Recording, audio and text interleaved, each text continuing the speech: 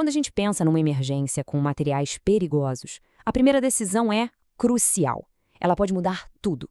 Mas, e se o primeiro impulso, aquele mais heróico, não for o mais inteligente? Pois é, vamos mergulhar nesse conceito. Imagina a cena, um vazamento químico acontecendo agora. Qual é a primeira coisa a se fazer? A resposta mais óbvia de ir direto para cima do problema nem sempre é a correta. Na verdade, pode ser o contrário. É isso mesmo. Em situações de alto risco, correr para atacar a fonte do vazamento pode transformar um problema em uma catástrofe. Às vezes, a jogada mais inteligente e segura não é avançar, e sim controlar o tabuleiro primeiro. E é exatamente aqui que a gente começa a falar sobre as táticas defensivas.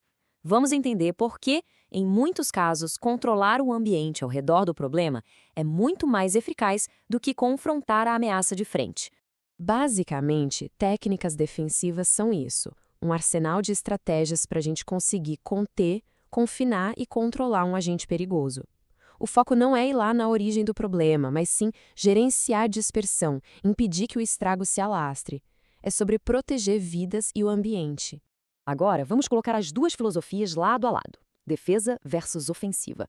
Entender essa diferença é entender a estratégia por trás de cada resposta a uma emergência. A distinção é bem clara. A defensiva é uma ação indireta. Pensa em construir uma barreira, desviar um curso, ganhar tempo. O objetivo é limitar a propagação e reduzir o risco geral. Já a ofensiva, essa é a ação direta. É ir lá na fonte para estancar o vazamento. O risco é altíssimo e exige uma equipe super especializada e equipamentos específicos. Ok, então como essa mentalidade defensiva funciona na prática? A gente vai ver agora que, para cada tipo de ameaça, existe um conjunto de ferramentas e táticas específicas.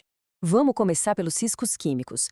Aqui, a grande jogada é controlar o comportamento físico da substância. A meta é simples, não deixar que ela se espalhe e contamine mais nada. Para líquidos, por exemplo, temos 3 técnicas clássicas. A primeira é a contenção com diques, que é basicamente criar barreiras com terra ou areia. A segunda é a canalização, ou seja, cavar valas para direcionar o líquido para um lugar seguro. E a terceira é a absorção, usando materiais que agem como esponjas gigantes para recolher o produto. Agora, mudando completamente o cenário, riscos biológicos. Aqui o perigo não é só a dispersão, mas a transmissão. O objetivo, então, é quebrar a cadeia de contágio. É impedir que o agente encontre um novo lugar para se multiplicar. Para isso, as estratégias são bem rigorosas. Primeiro, isolar a área completamente. Depois, controlar o acesso, definindo quem entra e quem sai. A descontaminação de pessoas e equipamentos tem que ser sistemática. E, claro, o descarte de qualquer resíduo tem que ser feito de forma super criteriosa. Cada passo é uma barreira contra um inimigo invisível. E, por fim, os riscos radiológicos. A gente entra em outro universo aqui. A ameaça é invisível, silenciosa.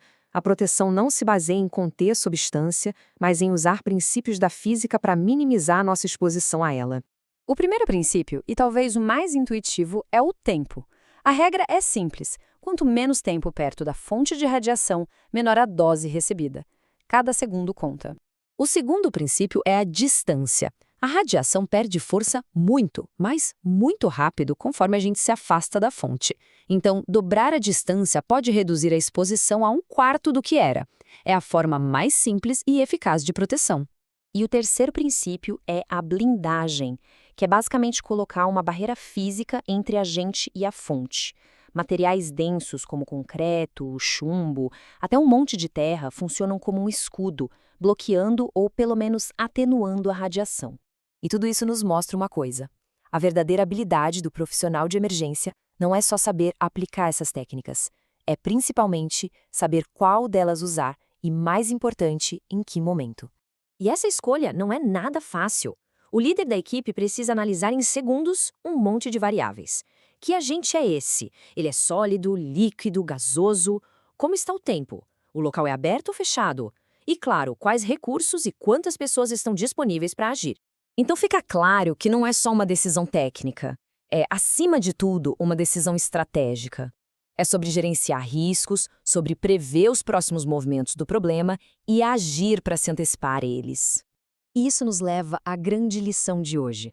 Saber a hora certa de agir é, sem dúvida, importante.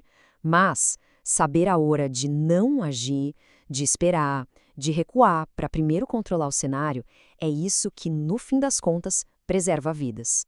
Então, fica essa reflexão que vale para tudo na vida, não só para emergências. Diante de uma crise de qualquer tipo, qual é a atitude mais sábia? Ir com tudo para cima do problema? Ou dar um passo atrás, respirar e primeiro controlar o espaço ao redor dele? Para a gente pensar.